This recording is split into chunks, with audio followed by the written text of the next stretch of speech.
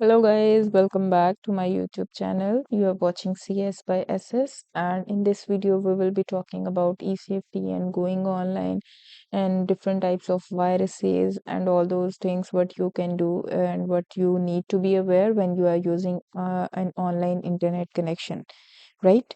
So if you are new in my channel, please don't forget to subscribe my channel. It will actually boost my confidence that you are liking my video, and I'll be make sure that you like my content. And thank you so much. In this video, we will be learning about what are the web browsers and different features. We will be talking about different features about in which bookmark, navigation, and how we can use different keywords to actually refine our web research. And we will be talking about the internet protocols. And there are different types of internet protocols, and then we will be talking about internet threats and how we have to be make ourselves secure and others as well. And at the end, we will be having a brief description about Microsoft Office 365 as well. And so the first question is, what is web browsers? So the web browser is a tool that will enable users to surf and access websites that are on the internet. There are plenty of web browsers, but the most commonly used are Google Chrome, Mozilla Firefox, Microsoft Edge, and Opera and Safari as well. Web browsers element, there are some address bar, navigation button, hyperlinks, bookmark, browsers history as well, and there are a lot of other, right? So whenever you are connecting using an internet connection and you are searching something on an internet, so whatever you will see on the address bar, that's called uniform resource locator. Uniform resource locator is basically the address of your website, or sometimes we called it hyperlink as well. Okay, and then link is basically whenever you see a word or a phrase on a website that is in blue or underline in blue color, it's probably a hyperlink or a link, or if you will click on that link, it will redirect you to another page, right? So navigation button, basically the buttons you press when you have to move forward and backward on the websites. And bookmark, if there is any website and there will be any favorite stars or something like that that is used for a bookmark, or you bookmark your websites when you want to view your websites again later. It will sometimes it's hard to memorize the exact address, so it's better if you will mark your website as a favorite, so then later you can visit your websites. Search engines. So a lot of time people are confused that web browsers and search engines is same. So basically a search engine is a web-based tool that enables users to locate information on the World Wide Web. Search engine use programs often referred to as spiders, robots, and crawlers to search the internet. There are different types of search engines: Google, Bing, Yahoo. So basically, web browser is using search engine to search something. Okay, so actually, web browser is not a search engine. It's using search engine. So whenever you are using search, you are using some keywords. Keywords means the word, whatever you will mention in your history, like PSL5 or something like that. Hyphen you will use to search something. Quotation mark, explicitly you want to mention it on your content, and content specific research. So there are different search elements. Next comes the internet protocol. And protocol is a set of standard rules for data representation, signaling, authentication, and error detection to send information over a communication channel. It contains set of related protocols like FTP, TCP, SMTP, HTTP, POP3, and there are a lot of other protocol as well. So basically, Internet Protocol is a set of standard rules which we have to follow when we are communicating through an internet. The most commonly used protocol is Transmission Control Protocol and Internet Protocol. This is the main protocol of internet suite. It makes sure the data is put in the right order and none of it is missing. It also controls traffic on the internet so it doesn't get overloaded. Next, second protocol, most important protocol is HTTP protocol. HTTPS protocol stands for Hypertext Transfer Protocol Secure. It is a communication protocol. It's used to send and receive web pages and file on the internet. It normally connects to port 80 on a computer. FTP, File Transfer Protocol. It's used to simple transmission of file across a network, supporting the TCP/IP. It is a way of accessing file on another computer. FTP uses client-server architecture. It means there is a server that holds the files and does the authentication and client who is accessing the file. So FTP is responsible for sending and receiving a file. SMTP, Simple Mail Transfer Protocol. It is an interesting protocol for electronic mail or email transmission across internet protocol. SMTP specifies for outgoing email transport and normally it uses 25 port. POP3 is basically post office protocol and IMAP. It is an internet protocol used by a local email client to retrieve email from a remote server over an internet connection, right? POP3 and IMAP basically Internet Message Access Protocol are the two most relevant internet standard protocol for email retrieval. It normally uses 110 port number. I hope it's very much clear that what is wiki. Wiki is a database of pages which people can add, modify, and view while connecting to the internet. The building block of wikis are the comments from visitors. It is a website or a database developed collaboratively by a community of users, allowing any user to add and edit content. It's basically the Wikipedia we use to search and information from an internet. Next is comes IP. This IP is not basically internet protocol. This is called intellectual property. Intellectual property refers to the creation of human minds that are non-physical, intangible form of property. Or IP is a original expression of an idea that later becomes something tangible. Why is it important to add cite sources in research? Whenever you are researching some data through internet, it's always recommended to please cite the sources in your research. It will give you a lot of benefit. It will give the credit to the original author of the idea or the word that you are using and avoid plagiarism. It makes your work more credible and authoritative by showing that you have done your research and know what others have said about your topic.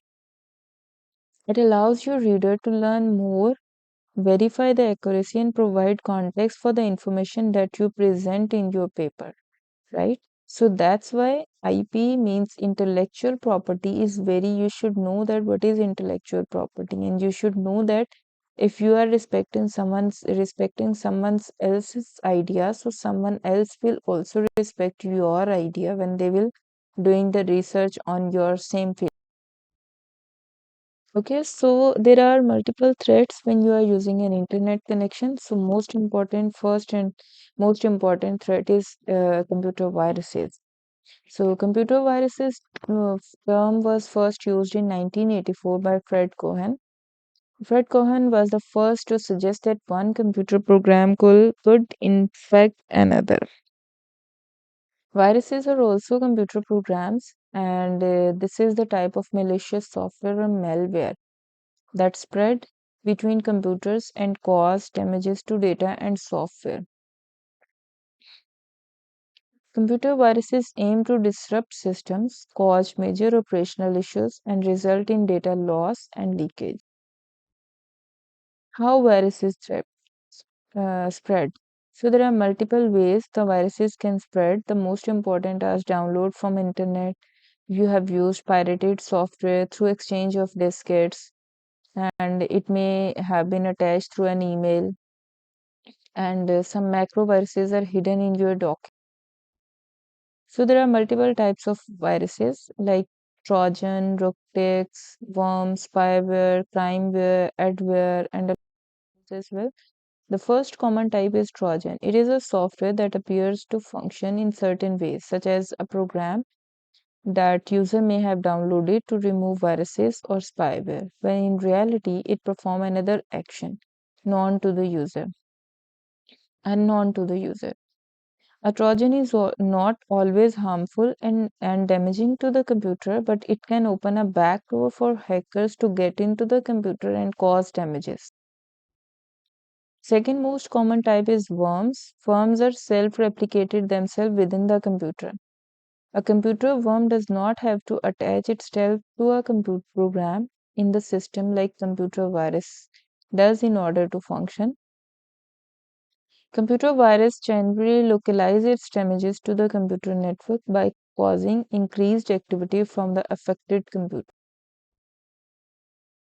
Third most commonly known type is spyware. Spyware is a newer type of program that damages the computer system. It is also not a computer virus in the traditional sense, but it is harmful. How it's going to be harmful? Because it is used to take some control over the computer's interaction with their computer. This is all done without the consent of the owner of the computer. So spyware does more than monitors the computer user's behavior. It can even collect a lot of personal information. It change settings, install additional software. It will redirect web browsers activity and access the websites that will permit dangerous viruses to get onto the computer and slow connection speed. Malware. Its short form is malicious software. It is a kind of software that can be installed on a computer without approval from the computer's owner. There are different kinds of malware that can hurt computers, such as viruses and spyware. These programs can steal password, can delete your file, collect personal information, or even stop a computer from working at all. Ransomware is also a type of malware. It will restrict access to the computer system that it infects and demand a ransom be paid to the creator of the malware. This is in order for the restriction to be removed. Some form of ransomware encrypts file on the system hard disk. Other may just simply lock the system and display messages intending to pursue you to pay the user. Phishing. It is a way that criminal get sensitive information. It is a method of social engineering as well. We have talked social engineering in detail in chapter number 5. And phishing is done by electronic mail.